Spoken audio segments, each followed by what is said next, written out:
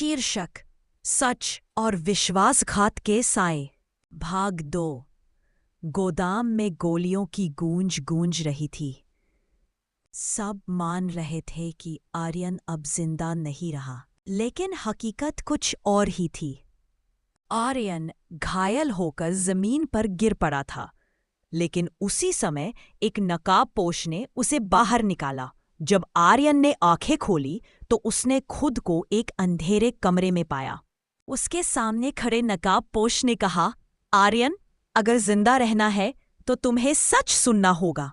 जिस लड़की से तुम मिले थे वह तुम्हारी दुश्मन नहीं है। आर्यन का दिल दहल गया। कुछ ही पलों में सच्चाई सामने आ गई। वह लड़की सच में उसका खोया हुआ प्यार थी, अन्वी। वर्षों से वह एक गुप्त संगठन में शामिल हो गई थी, जिसका उद्देश्य भ्रष्ट राजनेताओं और पुलिस अधिकारियों का पर्दाफाश करना था। गोदाम में गोलियां ये अन्वी ने आर्यन की रक्षा के लिए चलाई थी। वह चाहती थी कि सभी को यकीन हो जाए कि आर्यन मर चुका है, ताकि वे असली अपराधियों तक पहुंच सके। आर्यन के अंदर एक तूफान उठ रहा था। एक तरफ उसका कर्तव्य था कानून के प्रति, दूसरी तरफ उसका दिल अन्वी के लिए। कहानी ने एक नया रास्ता अपनाया। आर्यन और अन्वी ने उस गिरोह का खात्मा करना शुरू कर दिया जिसने शहर को अपनी गिरफ्त में ले रखा था।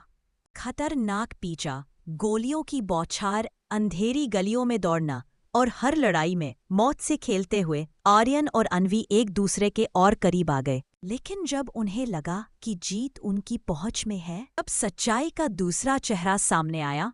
दरअसल ये सारी घटनाएं आर्यन का इस्तेमाल करने के लिए रची गई थीं, और वो नकाबपोश आदमी असली मास्टरमाइंड था।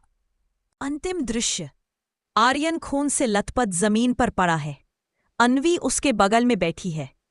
आर्यन की सांसें लड़खड़ा रही है। वह फुसफुसाता है, अन्वी, अगर मैं बच गया तो मैं ये राज सबके सामने ला दूंगा। लेकिन अगर मैं, उसकी आवाज धीमी पड़ जाती है। Like and subscribe